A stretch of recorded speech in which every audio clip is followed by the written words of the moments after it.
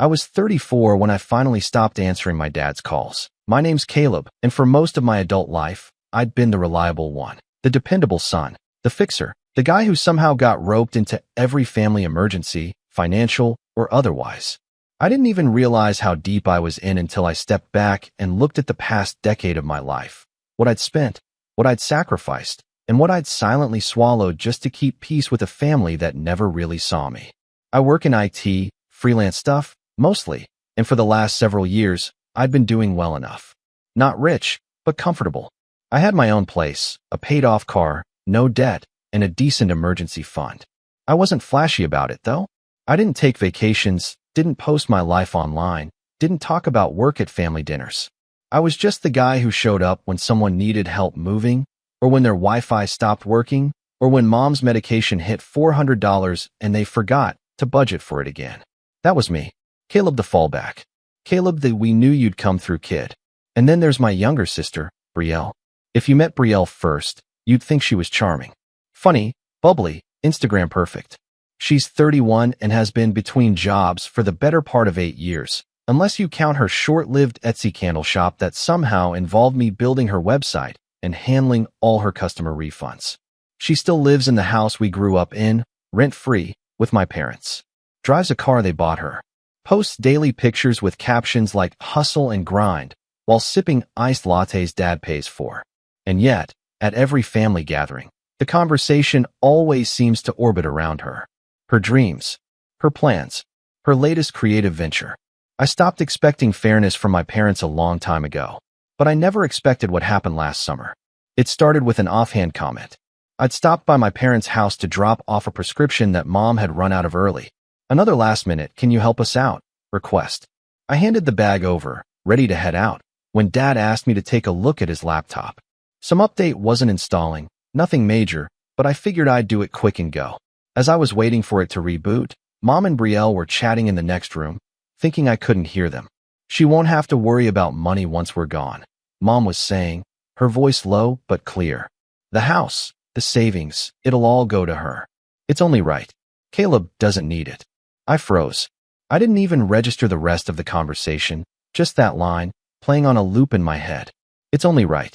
I sat there, stunned, while the update finished and the screen flickered back to life. I must have moved like a robot because I don't remember saying goodbye. I drove home in silence, heart thudding. I wasn't upset about the money, exactly. It wasn't greed. It was something deeper, like every quiet hurt and overlooked moment had finally snapped into place. All those years of being the helper, the dependable one, the wallet they could always tap, and now I was just written out of the story. That night, I didn't sleep much. I kept going over it in my head, trying to convince myself maybe I misheard. Maybe they didn't mean it that way. But by morning, I knew. It wasn't a mistake. It was confirmation. I was the backup plan, the financial safety net, the one who didn't need anything because I'd never asked for anything. And that made me invisible. Still, I didn't say anything. Not yet. I didn't call them out or confront anyone. I just went quiet. The next time Mom asked me to help fix the washer, I said I was busy. When Brielle texted me about setting up her pop-up store for her latest hobby, painted seashell jewelry, I kid you not, I left her on read. And when Dad called because their internet was down and Brielle has an online meeting, I didn't even bother listening to the voicemail. A week passed. Then 2. I wasn't trying to be petty. I just stopped offering myself up. It was the first time in years that I drew a line. I figured maybe they'd notice. Maybe they'd ask what was wrong. But instead, all I got was silence. Until the text. Insurance is due. That was it. No, hey Caleb. No, hope you're well. Just a demand, like I was their personal accountant. I stared at the message for a long time, thumb hovering over the screen. I could have ignored it. Could have typed out a long explanation, unloaded everything I'd held in for years. But instead, I kept it simple. 2 words, ask her. That was the beginning, the shift, the moment I chose myself. What I didn't know then was just how far things would spiral, and how fast. Because when you remove the crutch people have been leaning on for years, they don't try to stand up. They panic. They lash out. And in my family, that panic took a very specific, very ugly form. It started with a phone call from my aunt. And it ended with a family dinner I'll never forget. I didn't answer Aunt Lorna's call that first time. I watched it ring out on my screen while I sat on the couch, sipping lukewarm coffee and pretending to scroll through my email. But when she called again an hour later, then left a voicemail, I figured I should at least hear what she had to say. Lorna's never been the meddling type. She's my mom's older sister, blunt and sharp as glass, but fair. She's also the only person in our family who ever saw through Brielle's sweetheart act. Her voicemail was short. Caleb, call me back. Something's off. Your dad's been running his mouth. It's about the money. I remember sitting up straight like I'd been jolted. I called her back immediately. Hey, she answered on the first ring. You okay? Yeah, I said. What's going on? She didn't waste time. I was over at your parents' yesterday dropping off that space heater your mom asked for. She said Brielle's room gets drafty. Anyway, I get there and your dad's in the garage with Steve and Ernie, drinking beers and talking crap like it's poker night in '92. I knew where this was going. My stomach tightened. He starts going on about how ungrateful kids are these days. Says you've turned your back on the family and that you don't lift a finger to help out anymore. I clenched my jaw. Of course he did. Then, she continued, her tone shifting. He says something that made me want to throw the heater at him. He says, good thing we made the right choice with Brielle. At least we'll have one kid who takes care of us when we're gone. I didn't say anything. I couldn't. You okay? She asked gently. I swallowed hard. I'm fine. No, you're not, she snapped. Caleb, you've been bending over backwards for them for how long now? 10 years. And this is how they talk about you the second you stop funding their lifestyle. That was the word. Funding. Like I was a bank account with a name. I thanked her and hung up, but I couldn't shake the feeling. Like I'd been slapped in a room full of people and no one stepped in. That weekend, I drove out to the mountains. Just for the day. I needed the space, the silence. I hiked a trail I used to walk when I was younger, before life got complicated, before I was the responsible one. I sat at the overlook and just thought about everything. The holidays I spent alone because Brielle needed extra attention during her breakups. The bills I covered when mom's co-payments got too high. The laptop I bought dad 2 Christmases ago, the same one I'd fixed when I overheard the conversation that started all of this. I thought about the time I loaned Brielle $2,000 when she claimed she'd finally landed a job at some marketing startup that turned out to be a pyramid scheme. She never paid me back. I never asked. I thought it'd ruin the peace. But peace, I realized, had always come at my expense. Things escalated quickly after that. First came the group text. It was a long paragraph from Mom, sent to me, Dad, Brielle, and my Aunt Marie, who never replies to anything anyway. It read like a forced essay. Family is about support and love, not money. We understand Caleb needs space, but we're a unit, and we've always had each other's backs. We shouldn't have to remind anyone of the sacrifices we've made as parents. That's all I'll say. That last line, the passive-aggressive cherry on top, had me pacing my living room. Sacrifices they made. I didn't respond, but Brielle did. Thanks, Mom. Some of us understand what family actually means, Redheart. I almost laughed. Almost. The next week, Dad sent another text. Just 3 words this time. Need grocery money. No punctuation. No please. I replied with 4. Ask your chosen one. 10 minutes later, Brielle called. I let it go to voicemail. She called again. Then again. I finally picked up on the 4th ring. What the hell is your problem? She snapped, skipping any greeting. You're being selfish and childish, and honestly, it's embarrassing. I didn't raise my voice. I was too tired for that. Embarrassing for who? For Mom and Dad. For the rest of us. You think you're proving some kind of point? All you're doing is abandoning the people who raised you. I let out a slow breath. The same people who left everything to you behind my back. Silence. Then a scoff. Oh my God, she said. You heard that? You're seriously acting like it matters. It matters, I said. It matters that I spent years supporting them, and they decided I didn't need to be part of their future. You don't, she exploded. You're fine. You have a job and a condo and a car. I'm still getting on my feet. You've been getting on your feet for 8 years. Click. She hung up. A few days later, I got a letter in the mail. Actual paper. From my mom. Inside was a card with a picture of a watercolor lake, and the words, family means everything, printed on the front. She'd written inside, I wish you'd remember what your grandmother always said. No matter how far you go, blood is blood. You can't just walk away.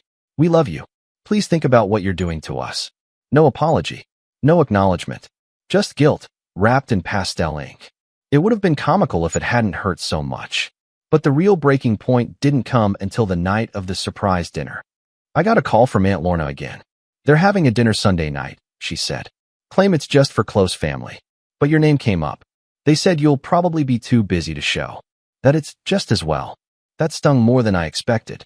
I didn't RSVP. I didn't say anything. But that Sunday, around 6, I drove over anyway. I didn't go in. I parked across the street, lights off, engine running, just to see. The driveway was full, my cousin Nate's Jeep, Brielle's white Civic, even Aunt Marie's minivan. I watched through the window as everyone gathered around the dining table. My seat, the one I always took at family dinners, was filled. Brielle sat there, laughing like she owned the room. My parents looked relaxed. Content. I wasn't even a thought. And yet, I knew something they didn't. Because earlier that week, I'd had a conversation of my own, one I hadn't told anyone about, with their lawyer. See, what my parents didn't know was that when I helped them refinance their house 5 years ago, yes, that too, I became a co-signer on certain documents. For tax purposes. For convenience. I was the one who made the phone calls, who filled out the forms. My name had stayed on some of those papers, and that included certain rights they never bothered to read. I didn't do anything. Not yet. But sitting in that car, watching them toast over a table I used to set for them, I realized something had shifted in me. Not out of spite. Out of clarity. They chose her. They made that choice long ago. And I had finally made mine. The real twist? That dinner wasn't just for fun. It was an announcement. And I only found out what they were planning because Brielle, in her infinite arrogance, decided to post a picture, her grinning between mom and dad, captioned, "So excited to step into the next chapter. Can't wait to share soon." I stared at the post. Then I clicked save, because I knew what it meant. And I had a feeling that what they were about to share would require a response, one they wouldn't see coming. I didn't sleep much the night of that dinner. There was something about seeing that post, Brielle beaming with her arms slung around both of our parents, like she'd already inherited the throne, that cracked something in me I hadn't realized was fragile. I wasn't angry. Not anymore. That was the strange part. I just felt hollow, like I'd been mourning a version of my family that never really existed. I kept telling myself I should be used to it by now. The favoritism, the disregard, the quiet expectation that I'd always be there in the background cleaning up everyone's mess. But something about that photo, that stupid caption, "So excited to step into the next chapter," made it all feel final. Like a door had shut behind me, and I hadn't even noticed the click. And for the first time in years, I didn't want to open it again. That next week, I turned inward. I stopped checking their texts, stopped scrolling past Brielle's curated feed of candles, crystals, and brunch. I deactivated Facebook altogether. I knew if I kept looking, I'd keep hurting, and frankly, I was tired of bleeding for people who didn't even notice I was wounded. It wasn't some dramatic purge. I didn't throw my phone in a lake or announce anything to the world. I just disconnected. Quietly. Completely. But isolation has a funny way of echoing. At first, it was peaceful. Then it got loud. Without the constant noise of family chaos, I was left alone with my own thoughts. And it hit me harder than I expected. How much of my identity had been built around being useful to people who saw me as convenient rather than cared for. I realized I hadn't built a life for myself so much as I'd constructed one around others. And now, with that scaffolding gone, I was left with a strange, hollow shell. The first week was bad. I went to work, but barely spoke to clients beyond the necessities. I ignored calls from friends, turned down invites, left groceries in the bag overnight more than once. My place got messy. I got messy. There was this one night I'll never forget. It was raining, the kind that comes down sideways, hammering your windows like it's trying to find a way in. I was sitting on the floor of my living room, back against the couch, laptop closed, phone face down. I just remembered Mom's birthday was that day. I hadn't called. Not even a text. The guilt sat heavy in my chest, familiar and cloying. Then I remembered something from years ago, her 60th birthday party. The one I planned. I rented the restaurant, paid the deposit, coordinated with the bakery, even picked up her favorite kind of white roses. And that night, after it was over, Brielle got all the credit. Brielle picked out such a cute theme. Mom gushed to her friends. I remember standing next to the cake, holding a stack of dirty dishes, listening to that. I remember saying nothing. That night, Sitting in the dark while the rain roared outside, I whispered out loud, "You don't owe them anything." And I meant it. The next morning, I started to rebuild. I didn't do anything drastic. I didn't book a solo trip to Iceland or start journaling on a cliffside at dawn. I just started taking my own life seriously, one piece at a time. I cleaned my apartment from top to bottom. Not just a surface wipe down, but a full purge. Old receipts, dead batteries, mismatched socks, fading photos I didn't want to look at anymore. I boxed it all up and drove it to the dump. Then I stood there in the parking lot, watching that box disappear into the trash chute, and for the first time in weeks, I exhaled fully. That night, I reopened my laptop and looked at the list I'd written years ago, projects I'd start if I ever had time. I'd made it in 2020, during lockdown. Most of it was pipe dreams. A couple were business ideas. One of them caught my eye, a tech support subscription service for older adults, especially people who didn't grow up with computers. I'd called it Kind Line in the doc. I smiled just a little. The next day, I bought the domain. It started small. I reached out to two of my old clients, both seniors I'd helped with basic tech stuff before, and asked if they'd be interested in monthly check-ins, device help, scam alerts, all that. They both said yes immediately. So I set up a scheduling system, drafted a welcome packet, and started reaching out to more. Within a month, I had 10 clients. Within 2, I had 30. It wasn't flashy. It wasn't viral. But it was mine. Mine in a way nothing I'd ever done for my family had been. And it felt good. I used to hate marketing, but now I was posting on LinkedIn, reaching out to local community centers, offering free workshops on how not to get scammed online.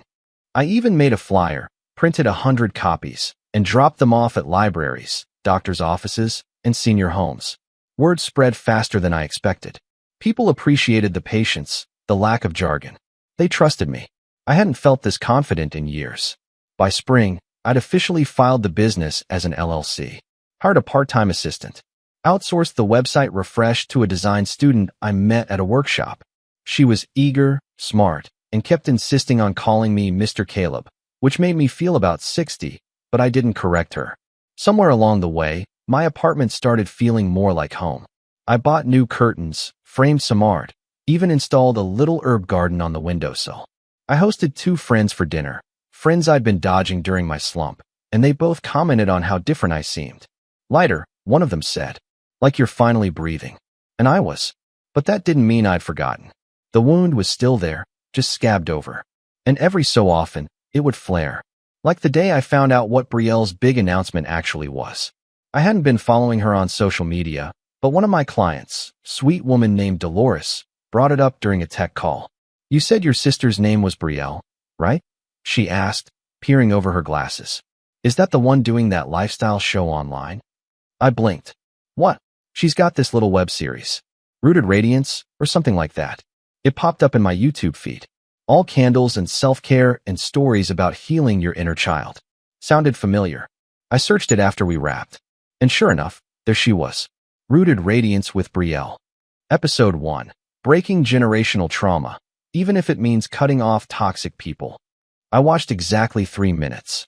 Just enough to hear her say, in a soft, breathy voice, "Sometimes, choosing yourself means walking away from people who expect too much and give too little." I laughed, not because it was funny, but because I couldn't believe it. She was telling my story, but flipped.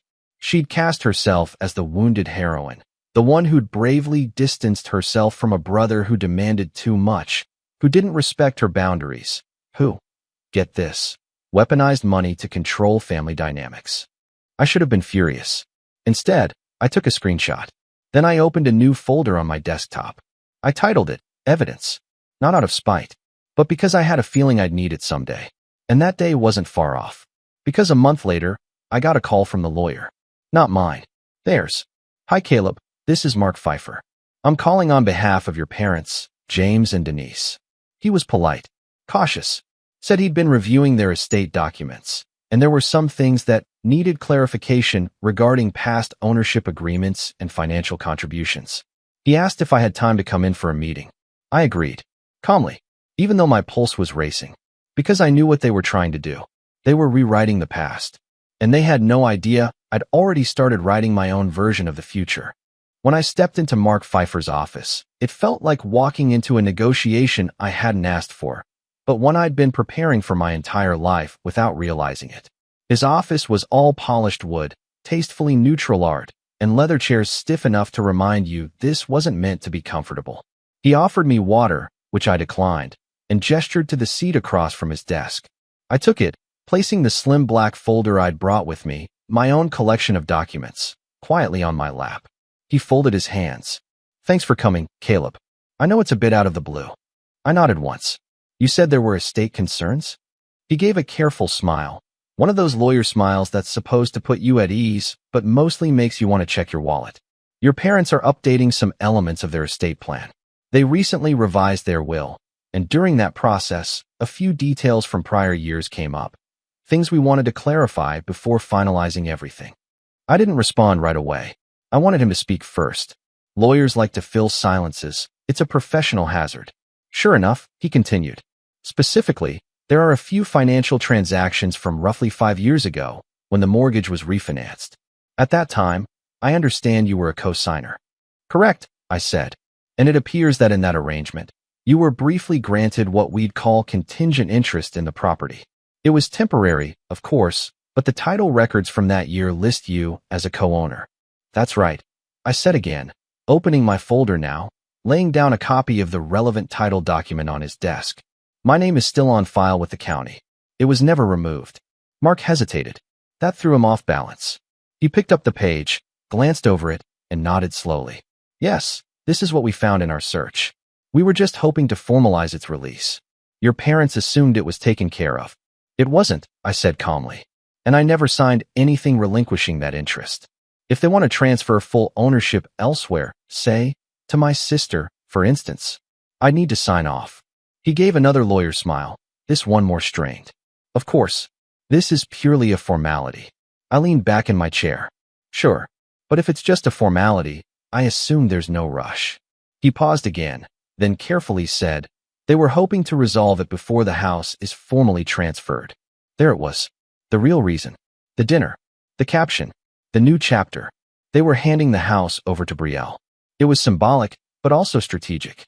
The house was fully paid off now, thanks in no small part to my years of silent contributions during the refinancing period. Transferring it now would reduce future probate complications, make it easier for Brielle to hold on to it. And I was the last loose thread, a thread they didn't think could pull the whole thing apart. I smiled for the first time. "Well, if they want my signature, I'll need a few things too."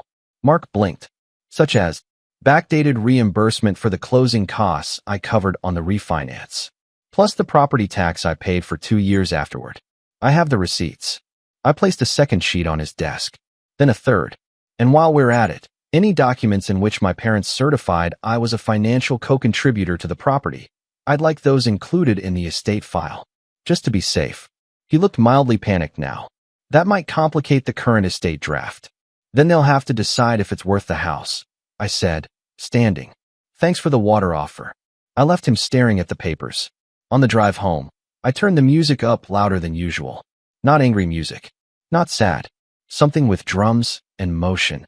Something that made me feel like the ground beneath me was finally mine. That was the day I stopped reacting and started planning. The first step was quiet. I contacted a friend of mine, Becca, who worked in real estate law. We'd known each other since college, and while we weren't close anymore, we still sent each other the occasional happy birthday or "did you see this meme?" text. I told her I needed advice. She told me she owed me a favor anyway for helping her parents with their smart TV setup over FaceTime. We met at a coffee shop near her office. I laid it all out. The title, the tax records, the refinance receipts. She scanned everything with a slow, impressed whistle. "You've basically got a paper trail that shows you own a third of that house," she said.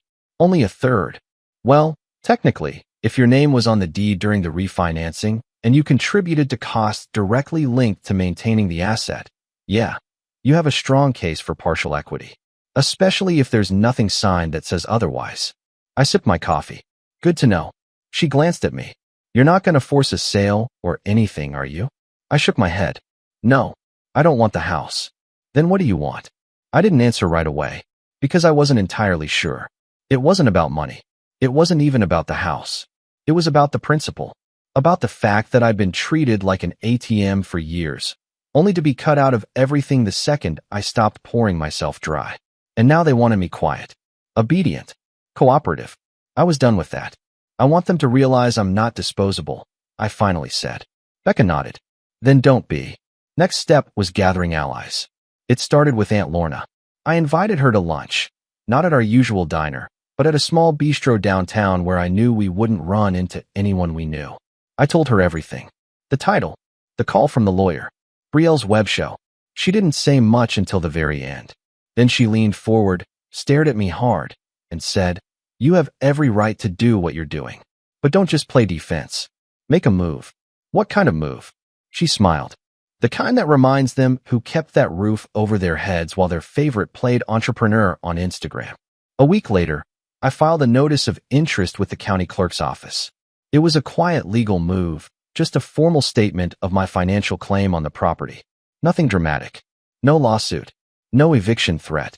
Just a quiet little flag on the house's record that meant no one could sell, refinance, or transfer it without resolving my share first. I knew my parents would find out eventually. I didn't expect it to be so soon. 3 days later, Mom showed up at my door. I hadn't seen her in months, not since the last time I delivered one of her prescriptions and overheard her planning my exclusion from the will. She looked smaller than I remembered. Not physically, just smaller, like someone who'd been protected by illusions and was now standing in real light. "Caleb," she said, like it was a question and an accusation all at once. I opened the door wider but didn't step aside. "I'm not here to argue," she said quickly. "I just want to understand why you're making things so complicated." I almost laughed. "You think this is complicated? You could have just talked to us," she said. "I did," I replied. "You just didn't listen." She blinked, taken aback. "We gave Brielle the house because she needs stability," she said. "You're doing fine." "You don't even know what I'm doing," I said. "You never ask. You just assume." There was a pause. Then she said softly, "You've always been the strong one." "No," I said. "I've just always been the quiet one." "That's not the same thing." She didn't respond. I didn't let her in. I told her to speak to her lawyer. Then I closed the door. That night, I printed the latest client invoice report for Kindline.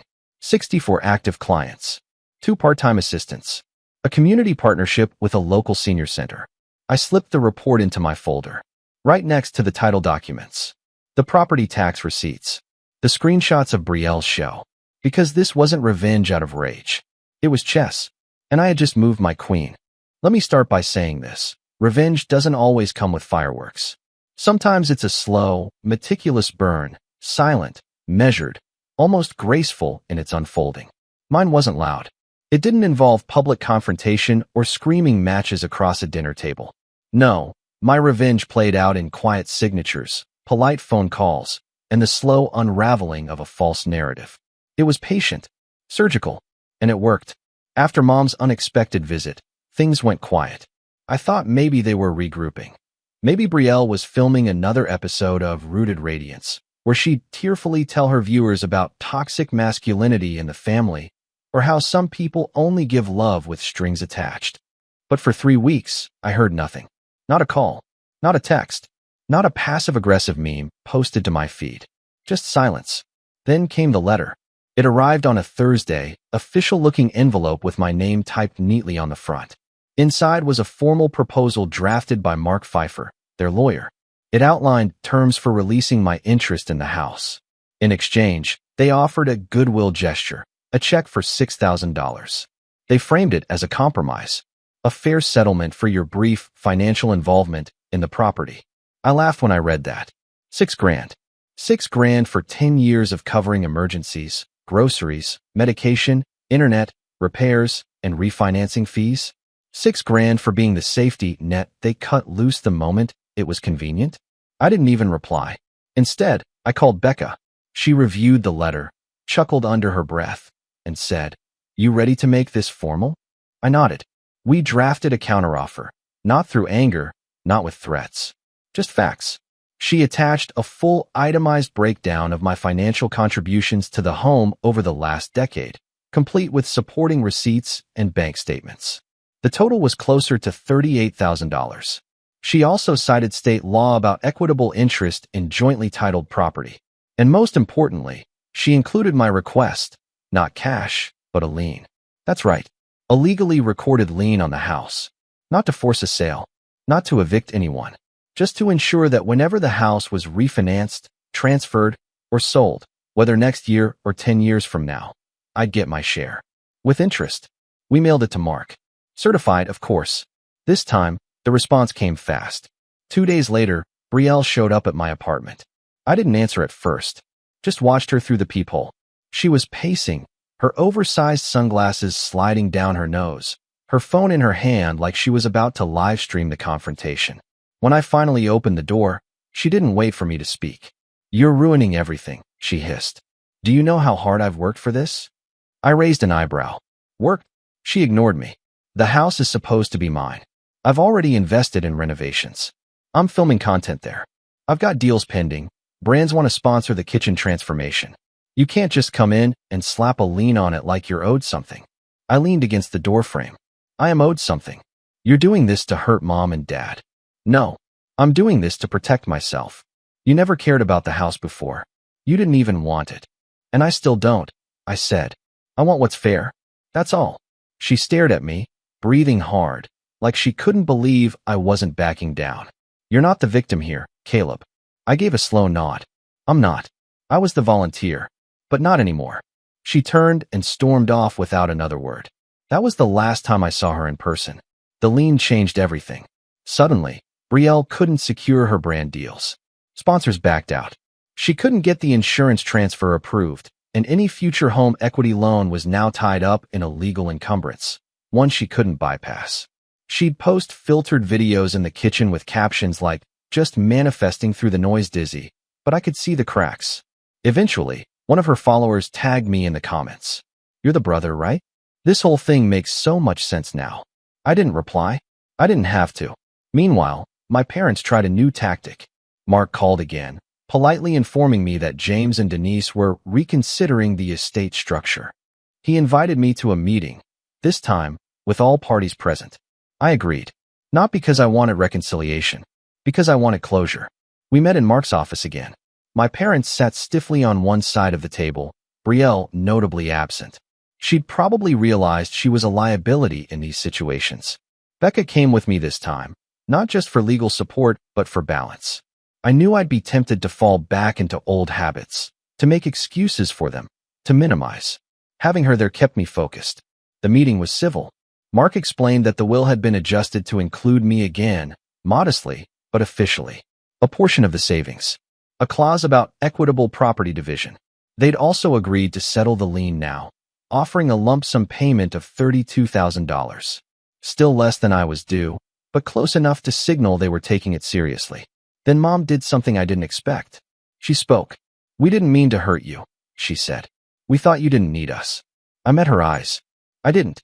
I needed you to respect me." She blinked, and for a second, I saw something real flicker there. Not guilt exactly, but maybe the beginning of it. Dad didn't say much. He looked tired, smaller than I remembered. It was strange, seeing him like that, less a figure of control and more just a man. Flawed, aging, uncertain. I signed the paperwork, accepted the settlement, removed the lien. Then I left. The fallout with Brielle was slower. Without the house as her guaranteed studio, her content lost its polish. Her brand partnerships dried up. She posted a teary video about family betrayal that got a lot of sympathy, but no new deals. Eventually, she pivoted to something else, energy coaching, I think. The last time I checked, she was doing Instagram lives from her car. I stopped checking after that. Kindline grew faster than I expected. By the end of the year, I had over 100 active clients and a waiting list. I moved into a small office space downtown, hired Becca part-time as general counsel, and brought on 2 more assistants. I even started a YouTube channel, Basic Tech Tips for Seniors. Nothing flashy, just me, my voice, a clean background, and a steady stream of people thanking me for explaining things in a way that made sense. At Thanksgiving, I hosted my own dinner, invited friends, a few clients. Aunt Lorna brought pies. We laughed, played music, ate until we were too full to move. I didn't think about the old house once. At Christmas, I got a card from my parents. Just a card. No check. No requests. No guilt. Inside was a simple message. We hope you're well. We're proud of what you've built. I didn't cry, but I did sit with that card for a long time. I didn't reply, and I didn't need to, because I had already said everything I needed to say, just not with words. With boundaries. With silence. With the quiet, steady act of choosing myself. For once. Finally. Always.